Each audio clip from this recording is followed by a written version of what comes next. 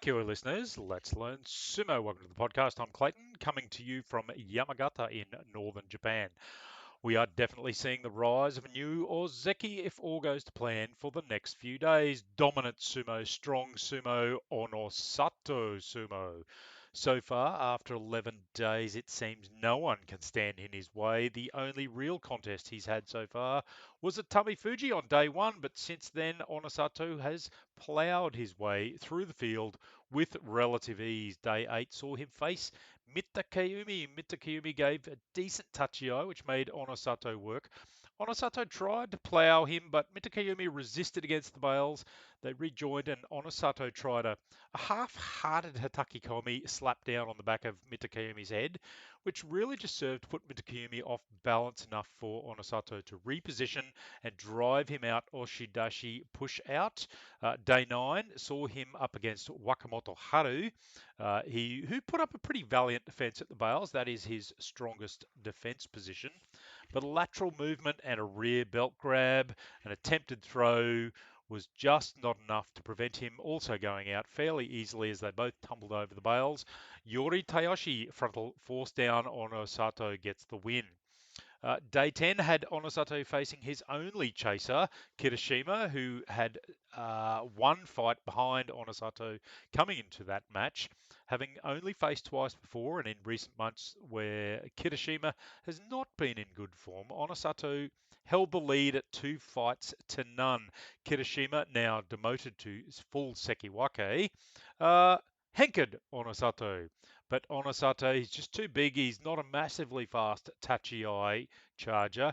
Kept his balance and got up under Kirishima's arm and drove him out.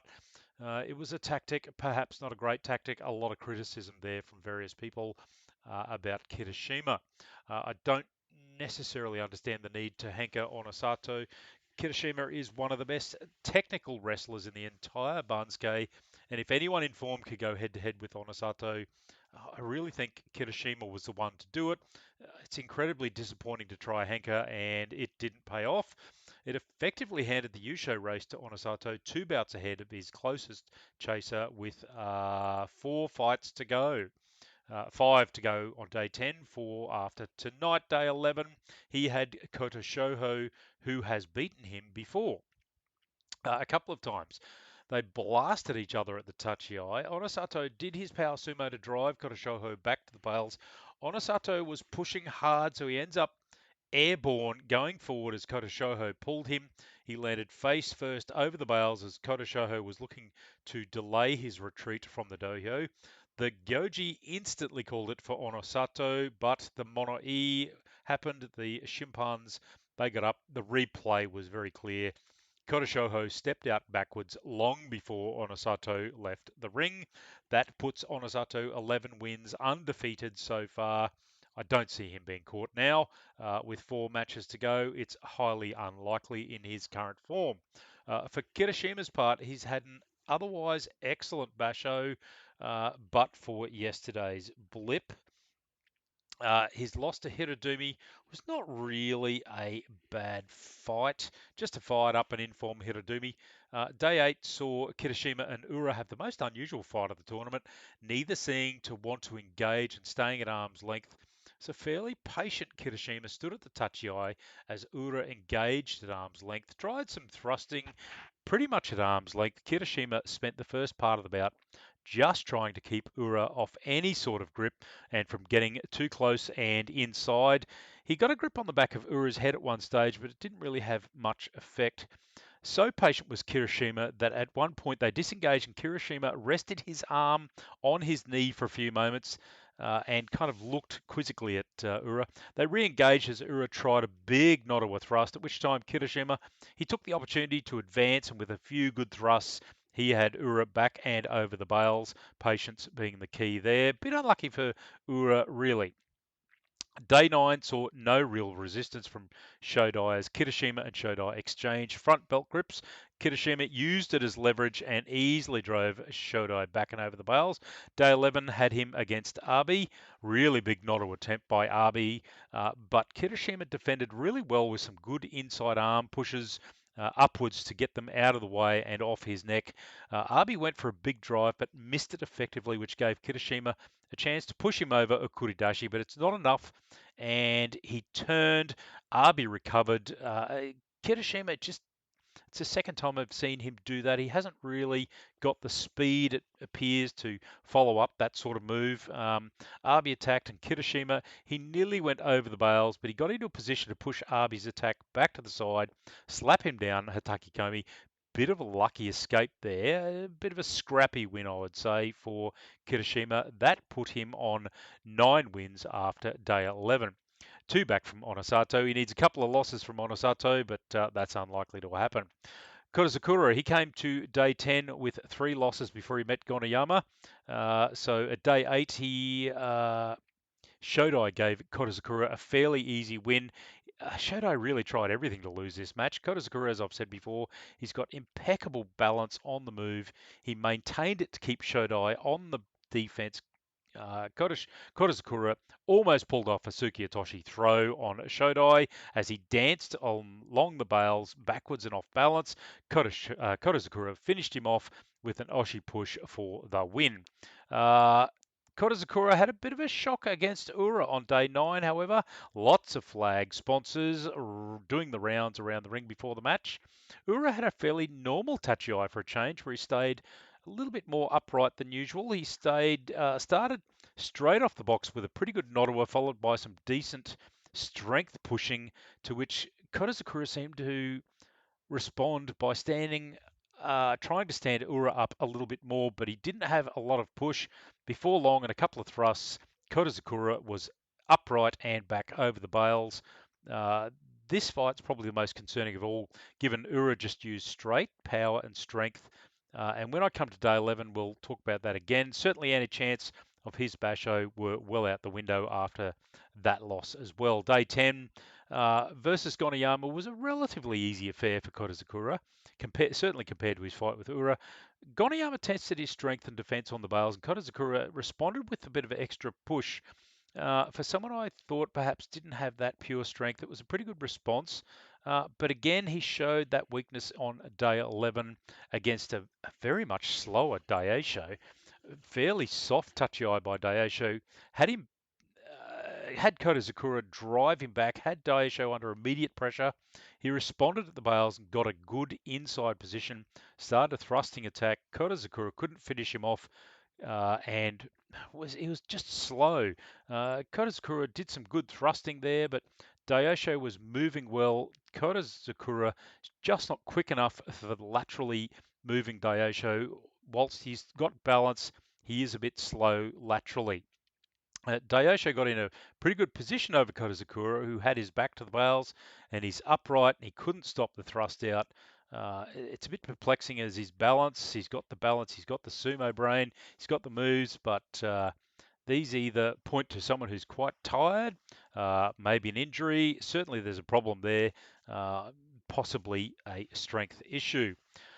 Hoshoryu, well, look, he was on the comeback trail after about day 10, but it kind of fell apart on day 11 for him.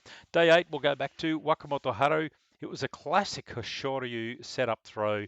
He prevented Wakamoto Haru from getting his right arm into position, getting a mid-body grip on Hoshoryu's left. Waka had the left, but struggled for any purchase on the right. He tried multiple times. Hoshoryu used the body grip to roll Wakamoto Haru over. At the last minute, Hoshoryu changed his grip from around the body to around Haru's neck to make it a Kubanage rolling inwards throw. He did use his back leg to help lift Wakamoto Haru up and over. A little bit of an unusual Kimarite there. Kubanage. Day 9, a little bit of a danger match for Hoshoryu with the motivated Komusubi Hirodumi. Hoshoryu got hold of Hirodumi's arm at the touch-eye, pulled him through. They exchanged a few Sapari thrusts. Hirodumi tried to go in, but Hoshoryu got a great double body grip, rolled Hirodumi over Tsukinage throw, beltless body throw. Pretty stock in trade for Hoshoryu. Good to see him execute a good throw finally. Day 10 saw Hoshoryu and Koroshoho up against each other. 4-0 to Koroshoho in this matchup. But this time, Hoshoryu was in form and Koroshoho got easily bested there. Hiradumi, he got a good win over Takanosho, who seems in all sorts at this tournament at Megashira 1. Some well-placed thrust put Takanosho off direction. Hiradumi took him Yorakiri. Again, Hoshoryu on day 11, we'll go back to him, left a little bit angry after that loss, this time to Ura, who has picked up some handy envelopes in the past few days against Korizakura, Abi, and now Hoshoryu. Hoshoryu went hard at Ura as he stayed low, got both hands on the back of Ura's head for perhaps for a neck throw or a slap down.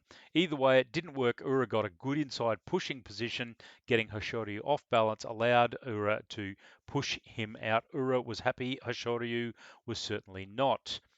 Day 10 saw Hiradumi out Komusubi. He's looking for his Kachikoshi at Komusubi to get himself to Sekiwake. Unlucky not to get there last tournament. Day 10, Tobizaru had a battle against Hiradumi. Unfortunately, didn't go well for Tobizaru. Hiradumi kind of balked Tobizaru, then went for the Tachiai, got a front belt grip, but the Gyoji pulled them up pretty quickly. Mata, second go, they got together. Hiradumi got an outside right belt grip, but Tobizaru could not get any belt. Hiradumi easily took him over to the bales and turned him over. Day 11, however, Hiradumi faced Atami Fuji, who has had a bit of an up and down tournament. Atami Fuji sometimes gets it, sometimes doesn't. Got a strong right body grip on Hiradumi. Hiradumi tried for the front belt grip. Atami Fuji just stonewalled him and pushed him back and over the bales. It was a pretty easy loss there for Hiradumi in the end. So Wakataka Kage, he's one of the guys in the chasing group.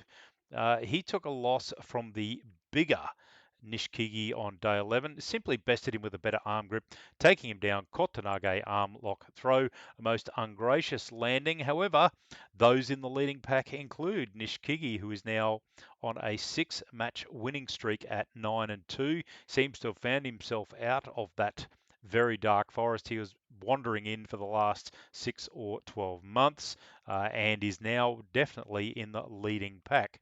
Wakamoto Haru, he's doing okay. Our former Sekiwake, pressing his claims for re-promotion to the Upper Maragashira with a couple of good wins. He's had a difficult run with all of the Sanyaku in the first week. Came out on day 11 with 7 wins after 2 wins against Atami Fuji and Shononumi in the past 2 days. Working hard, seems to be back in form with a lighter run to Sunday now after he's faced most of the Sanyaku. He only needs one more win for Kachikoshi. Takanosho struggling hard as well at day 11 with only 3 wins. He'll surely fall a few places in November. Endo, he was in that leading pack. He's had a bit of an easy run facing a few Rikshi in terrible trouble, including Meisei, Shononumi, and Gonoyama, but it hasn't all gone to plan, certainly with his loss to Wakataka Kage the day before. He now sits on 7-4, a little bit stuck there at the moment. Now, Day 10, Endo and Wakatakage was quite the revenge is not the word to use, but simply put, Wakatakage versus Endo. Wakatakage hankered Endo, the Hanker King. He got to one hand on the side of Endo, took him down, Tsukiyatoshi body throw. And bear in mind, Endo hankered Goniyama the day before. A little bit of a statement there from Wakatakage. So after day 11, Onosato, of course, leads at 11-0, undefeated. The chasing pack at this time, and it's a bit of an unusual pack. Kirishima on 9-2, Nishikigi 9-2, and Takayasu, the perennial runner-up, 9-2. They are the only guys in that pack at the moment. Behind them on 8 wins, Wakataka Kage. Our Ozeki Korizakura, 7 wins and 4 losses. Hoshoryu, 6-5. Abi is already Makekoshi and bound for demotion from Sekiwake. He'll make a place for either Daisho or Hiradumi, depending on who does better there. Both of those guys, 6-5 apiece. Takanosho, our Make Sure one, having a shocker at 3-8 and will be being demoted from that point. Topizaru not far behind with a 4 and 7 at the moment. It can't afford to lose anymore. Atami Fuji in trouble, 5 and 6. Those already Makakoshi, as I said. Shonanumi 2 and 9. Mitakoyumi 3 and 8. Meisei, our brawler, having a terrible time, 2 and 9. Goniyama not doing the job at 3 and 8. Kagayaki, who has just come up from Juryo, he is just not up to it, 1 and 10. So that's it from the home of the 38th Yokozuna in Haguro, I should say, in Yamagata, where he left his Kesho Mawashi in a little temple I'm staying at, and perhaps an illegitimate son somewhere during the war, where he spent a bit of time. So only a few days left in the tournament. Enjoy the run for the new Ozeki. I'm sure that will happen. Hakuo listeners, let's learn sumo.